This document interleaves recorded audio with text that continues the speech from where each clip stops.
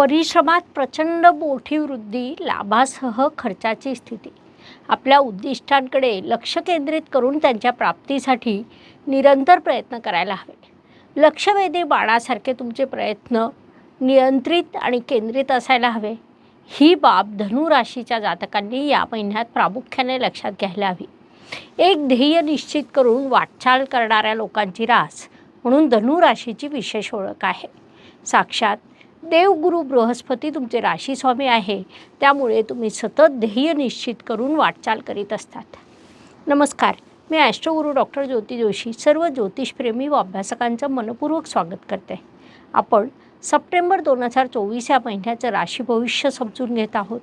त्यामध्ये आज आपण धनु राशीच्या जातकांसाठी हा महिना कसा राहील यावर सविस्तर चर्चा करणार आहोत.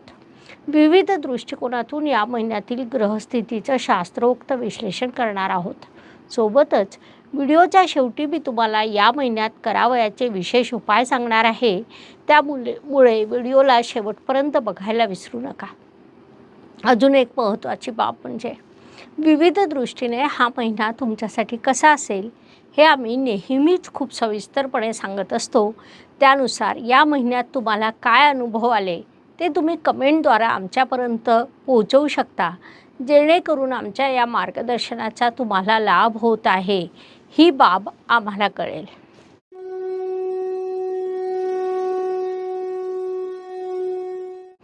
व्यक्तिमत्वाच्या दृष्टीने जेव्हा आपण विचार करतो तेव्हा राशी स्वामीची स्थिती महत्त्वाची ठरते. धनु राशीचे स्वामी गुरुदेव 6ष्ठ स्थानात शत्रूच्या राशीत विराजमान आहे. त्यांना ते स्थान फारसं मानवत नाही, परंतु सेनापती मंगळाची दृष्टी तुमच्या राशीवर आहे. तुमचे भाग्येश भाग्यात विराजमान आहेत, त्यामुळे तुमच्या व्यक्तिमत्वात सकारात्मक बदल घडून येईल. कितीही संघर्षाची परिस्थिती असली तरी तुम्ही यशस्वी होऊन कार्यरत राहाल, म्हणून या काळाचा तुम्ही सदुपयोग करायला हवा. धन कुटुंब वाणी या दृष्टीने विचार केला असता धनु राशीसाठी शनिदेवांची स्थिती महत्त्वाची ठरते, कारण ते तुमचे धनेश आहेत. शनिदेव या काळात तुमच्या तृतीय स्थानात विराजमान आहेत, ज्यामुळे धनेश धनाच्या धनात ही स्थिती निर्माण झालेली आहे, जी अत्यंत शुभ मानली जाते. तुमच्या धनस्थानावर राशीस्वामी गुरुदेवांची दृष्टी आहे.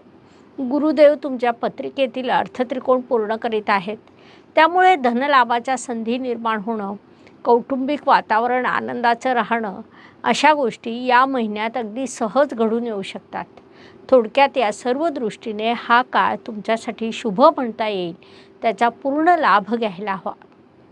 पराक्रम व परिश्रम या दृष्टीने विचार केला असता धनु राशीसाठी पुन्हा एकदा शनिदेवांची स्थिती महत्त्वाची ठरते, कारण ते तुमचे परिश्रमेश आहेत. महत्त्वाची बाब म्हणजे ते तुमच्या तृतीय स्थानात विराजमान आहे. सतत परिश्रम करीत राहणं हा तुमचा स्थायी भाव आहे. एक ध्येय निश्चित करून तुम्ही त्यानुसार वाटचाल करतात.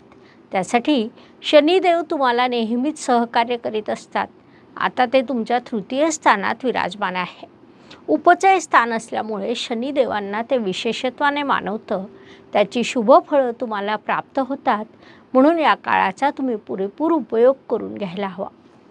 वास्तू वाहन जमीन सुखशांती या दृष्टीने विचार केला असता धनु जातकांसाठी हा महिना फारसा शुभ म्हणता येणार नाही, कारण वास्तूचे शुभयोग या काळात तुमच्यासाठी नाहीत. मात्र तुमच्या मनामध्ये वास्तू निर्मितीसाठी असलेल्या वास्तूच्या नूतनीकरणासाठी तीव्र इच्छा निर्माण होईल. जेव्हा एखाद्या गोष्टीची इच्छा निर्माण होते तेव्हा मनुष्य प्रयत्न करतो आणि त्यात यशस्वी देखील होतो. आपल्या आईच्या आरोग्याची काळजी घेणं तुमच्यासाठी या काळात नितांत आवश्यक राहील. घरातील वातावरण हे अनेक वेळा दूषित होईल, पुन्हा सकारात्मक देखील होईल, म्हणून त्यावर विशेष लक्ष देऊन योग्य ती काळजी घ्या असा सल्ला तुम्हाला देण्यात येत आहे. शिक्षण, संतती, प्रणय या सर्व दृष्टीने विचार केला असता विवाह इच्छुक वधूवरांचे विवाह जुळून येण्याची शक्यता या काळात निर्माण झालेली आहे. विवाह जुळून येण्याचे योग आहेत, मात्र प्रत्यक्ष विवाह संपन्न होण्याचे योग नाही. शैक्षणिक दृष्टीने विचार केला असता जे जातक इलेक्ट्रॉनिक्स, मेकॅनिकल, टेक्निकल क्षेत्रात आहेत त्यांच्यासाठी हा काळ प्रचंड मोठ्या यशाचा आहे. विशेषतः इंजिनिअरिंग क्षेत्रात जे विद्यार्थी उच्च शिक्षण घेत आहेत त्यांच्यासाठी भरभरून यश प्राप्त करण्याच्या संधी निर्माण होत आहे. अर्थात परिश्रमाला पर्याय नाही, ही बाब लक्षात घ्या. आरोग्य, कर्ज, स्पर्धक, हितशत्रू या सर्व दृष्टीने विचार केला असता धनु राशीच्या जातकांनी या काळात आपल्या आरोग्याची थोडी काळजी घ्यायला हवी. विशेषतः शुगर किंवा BP सारखे आजार जे आपण म्हणतो त्याचा थोडा जरी तुम्हाला त्रास होत असेल तरी त्यावर लगेच लक्ष द्या. त्याकडे दुर्लक्ष केल्यास भविष्यामध्ये मोठी समस्या निर्माण होण्याची शक्यता नाकारता येत नाही. म्हणून योग्य वेळी काळजी घ्या असा सल्ला तुम्हाला देण्यात येत आहे. नोकरी व व्यवसाय या दृष्टीने विचार केला असता जे धनु जातक नोकरी करत आहेत त्यांच्यासाठी हा काळ यशाचा, प्रगतीचा आहे असं आपण म्हणू शकतो. तर व्यावसायिक धनु जातकांसाठी हा काळ थोडा संघर्षाचा मात्र अर्थ प्राप्त करून देणारा राहील.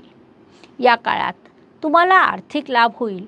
विशेषतः महिन्याच्या दुसऱ्या पंधरवड्यात तुमच्यासाठी बऱ्यापैकी अर्थप्राप्तीचे योग निर्माण होत आहे. ही बाब लक्षात घेऊन महिन्यातील महत्त्वपूर्ण कामांचं नियोजन करा, ते तुमच्यासाठी लाभदायक राहील. भाग्य व शुभसंकेत या दृष्टीने विचार केला असता धनु जातकांसाठी हा महिना अनेक शुभसंकेतांनी परिपूर्ण भरलेला आहे. त्यामध्ये प्रामुख्याने सांगायचं झाल्यास भाग्येश भाग्यात असणं हा एक मोठा शुभसंकेत म्हणता येईल. यानंतर पंचम या त्रिकोणाच्या स्वामीसह त्याचा लाभयोग बनत असल्यामुळे त्याचे तुम्हाला शुभ प्रभाव प्राप्त होतील. तृतीयेश तृतीयात विराजमान असणं हा देखील एक मोठा शुभयोग आहे. अशा अनेक शुभसंकेतांनी हा महिना तुमच्यासाठी परिपूर्ण भरलेला आहे. त्यापासून तुम्हाला अत्यंत शुभ परिणाम प्राप्त होतील. म्हणून या काळाचा सदुपयोग करावा. कर्माच्या दृष्टीने विचार केला असता तुमच्या कर्मस्थानात इच्छापूर्तीचे स्वामी आलेले आहेत. त्यामुळे एखादी इच्छा मनात धरून तुम्ही कर्म कराल. विशेषतः पहिल्या पंधरवड्यात प्रचंड परिश्रम कराल. दुसऱ्या पंधरवड्यात अचानकपणे घटना घडून येईल.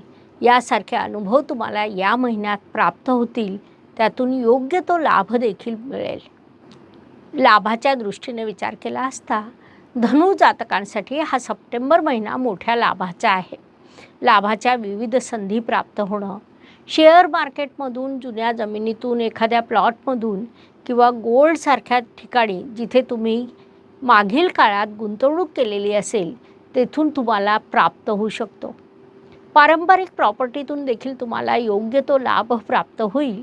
म्हणून या काळाचा पुरेपूर उपयोग करून घ्या, जेणेकरून जास्तीत जास्त लाभ तुमच्या पदरात पडू शकेल.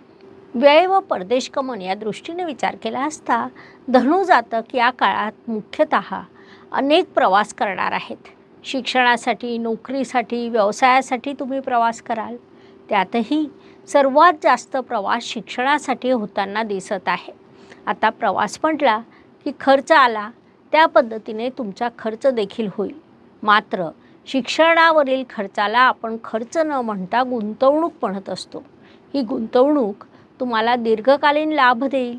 काही खर्च हॉस्पिटलवर होताना दिसत आहे.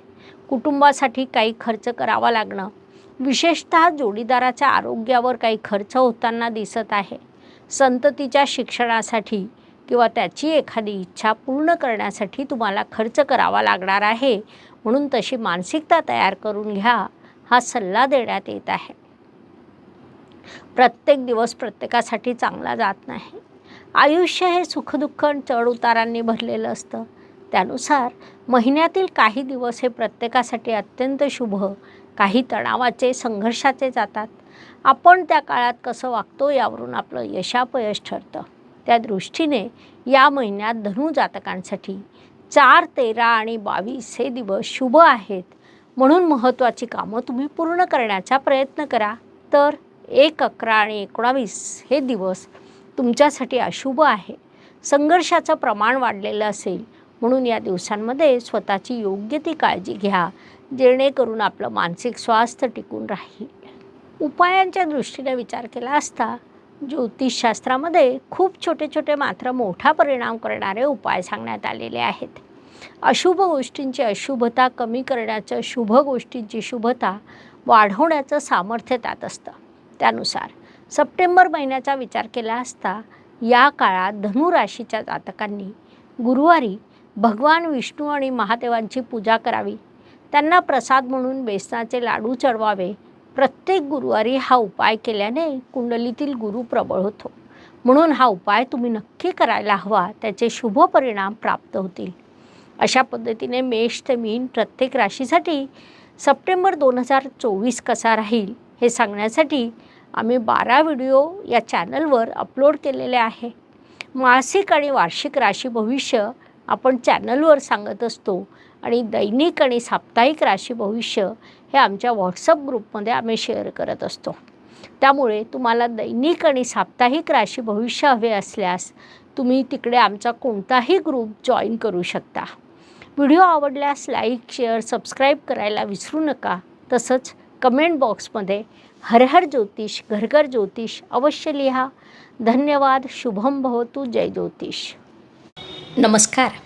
शास्त्राचा अभ्यास करण्यासाठी माझी मराठीतून 11, हिंदीतून 2 अशी पुस्तकं प्रकाशित झाली आहे. विशेष बाब म्हणजे मी स्वतः संशोधित केलेली ज्योती जोशी पद्धती अर्थात जे पद्धती या विषयावर स्वतंत्र ग्रंथ उपलब्ध आहे. त्याचा देखील लाभ घ्यावा. यूट्यूबची कार्यप्रणाली ही मुख्यतः लाईक, शेअर आणि सबस्क्राईबवर चालते. Please like, share and subscribe the channel. धन्यवाद. शुभम भवतु. जय ज्योतिष.